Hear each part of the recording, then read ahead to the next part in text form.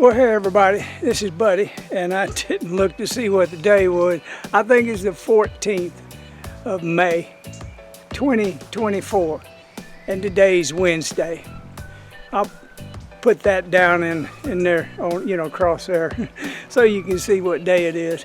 But you can see I'm standing at Green Bridge, where, as of yesterday, a conversation has started about opening up Green Bridge for bicycle traffic, and I think that's a wonderful idea. I love riding across Green Bridge on my bicycle, and it would be a wonderful thing for everybody to keep this bridge intact in totality and be able to, pedestrians and bike riders, can go across the bridge.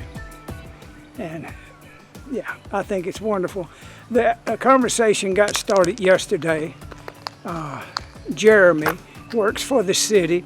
He's been the one kind of spearheading the conversation, and now he's turned it over to Lynn Morris and Bradley Jackson and Mr. Hosey, the commissioners for Christian County, to ponder and think about it and ask the right questions and then get back with everybody on it. The board, the city aldermen have already had a couple of discussions, kind of off meeting kind of things. I don't think anything's been official, but from what I gather, based on a posting by Bradley Jackson, the county commissioner, and it says that if you like this idea, leave comments. And there was a whole bunch of comments and overnight, just that fast. So I think if they really test this theory out with the people are going to really want this bridge to stay. We've always wanted to stay. I always said that. I said that for Riverside Bridge, the old one down there. There's a difference in elevation from here to there, and Johnny Morris had already bought that bridge, so there was no way to get it to stay, but they did add a bike path and a pedestrian path for that new Riverside Bridge. Now there will be a bridge going right through these woods right here. I may put a picture right here showing you what the proposed placement of that bridge is. And in that picture, you'll actually see the Green Bridge and where it is in relationship to where the new bridge will be. So that's good news for me and all the people that love coming down this way to ride their bicycles. When you go across this bridge, your next really big landmark is Smyrna Church, and that's where I love to sit down on the steps of the church and make a video. So I'm happy. I think it's a great idea.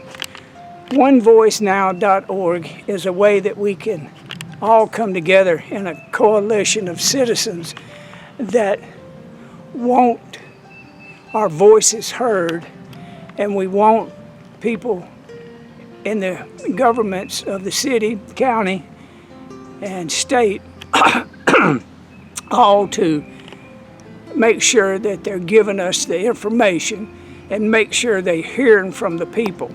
So OneVoiceNow.org allows it to all come through one source for mass media, and that's PBS. The public broadcast system should have been handling this for the last 30 years, but they have not done their due diligence. And so it can be brought to their attention that they need to do their charter and stick by the bylaws and the rules and the regulations of their licensee to be able to do what they do.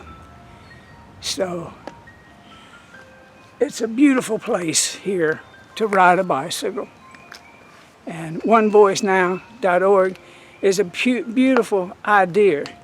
So there's links in the description down below for if you want to hear more about OneVoiceNow.org.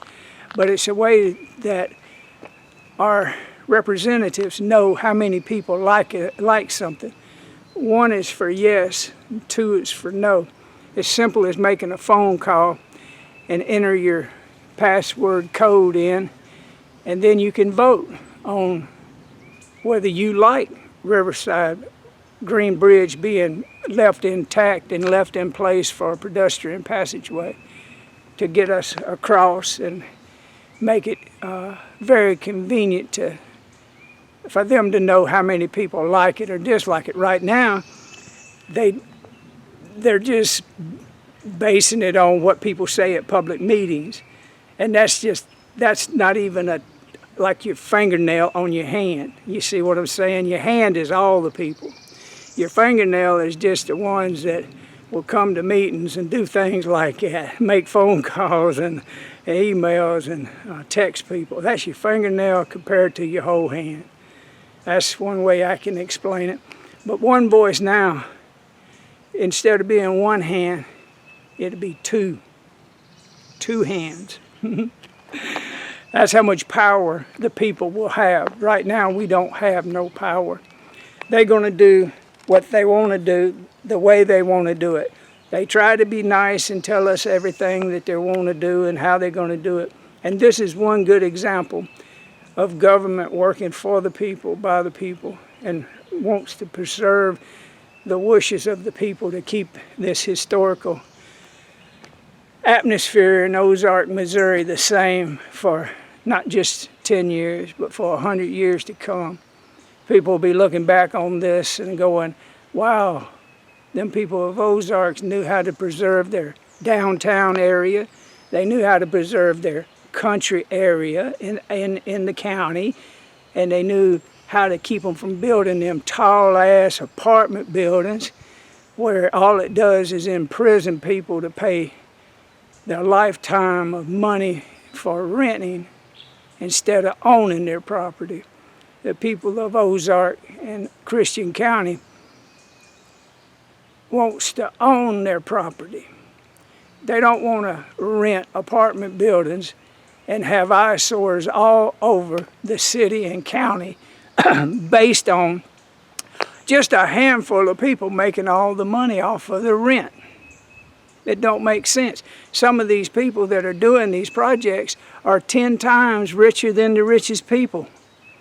They got enough money they need to sit down and just contemplate building really nice subdivisions with huge acreage, 3 acres, 4 acres, and big houses that people can afford. You need houses for low-income people, you need it middle income, and you need it high income.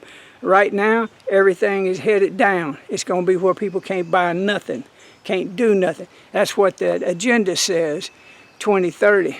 You'll own nothing and you'll be happy. That's not Ozark, Missouri, and that's not Christian County. People here are prosperous, and people here are friendly, and they love to talk to people. I talk to all of them that I can talk to, and I love them. It reminds me of the Mississippi Delta, and anybody knows about the culture of Mississippi. Everybody talks to everybody, and we're going to keep that mentality going here in Ozark, Missouri. As long as I got anything to say or do about it, everybody's going to be friendly, because there's no reason to be upset. There's no reason to fear anything. We are in the most safest place. If there was an MEP pulse from the sun and knocked electricity out, we would be the first people in the whole country back on with electricity. I'll tell you that story later, but I know it for a fact. I have all of the substation chips and software and boards and all the high-end items that need it to be in case we have an EMP pulse. It's already bought and paid for, and it's in storage underground where it'll be safe, and they can bring the trucks up with the pole trucks to fix it. If it's one of them Carrington events, they say it can knock out the chips in all the vehicles. Everybody will be riding bicycles, but that ain't gonna happen. We're blessed and we got much favor. And if it was a type of event that knocked our power out, come to the Ozark Community Center every Saturday from 10 o'clock to 2 o'clock. There'll be people there with information about when the communications may come back on. But we may go through a period of darkness, and it's based on a lot of things, but as more time goes by, I'll explain more and more. Look into my community button for videos and information that explains what's going on in the world, more so than I can put out here in public on YouTube. The community part of the bottom where it says videos, shorts, and then, you know, look over there, you'll see community. Click on that, and I may just show you a demonstration of how to click on it. But that's where my so-called controversial data and information and videos are, to kind of keep it under the radar so everybody knows I'm talking about good things. I'm not trying to talk about things that may happen or may not happen. But something says if you're not prepared, you'll never be. What I'm saying is, if you don't have enough food in your house for 3 weeks to 3 months, and you really need 3 months, you'll go through that food. At the end of that 3 months, you'll have more food, and it'll be cheaper than going and buying it in 3 months from now or 6 months from now. So if you got a place to buy up some food, it doesn't hurt to do it. And water, we're all going to need water. And Jeremy, that works with the city, he's over the water department, and no surprise, when I first had a conversation with him, I asked him about fluoride in the water, and he said, no, Mr. Huggins, we do not put fluoride in the water here in this city system. Now, I can't tell you what other people are doing, but we made a decision in the city to eliminate it from the water supply.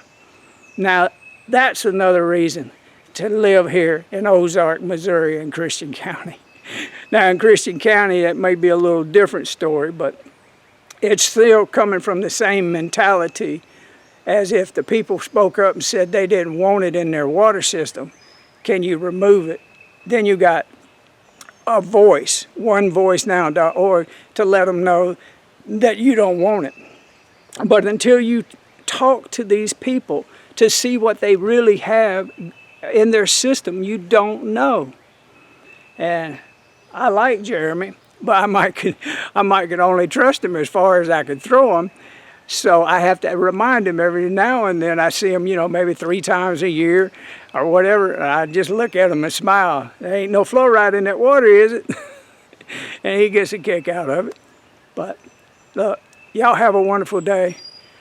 I'm happy that we're getting a pedestrian passageway trail that will tie to all the trail systems, and they'll keep this bridge. So when you hear about the meetings, I hear about the meetings, I'll post them. Everybody come to the meeting and tell them you want to have this bridge saved. Thank y'all for watching my channel. I really appreciate it.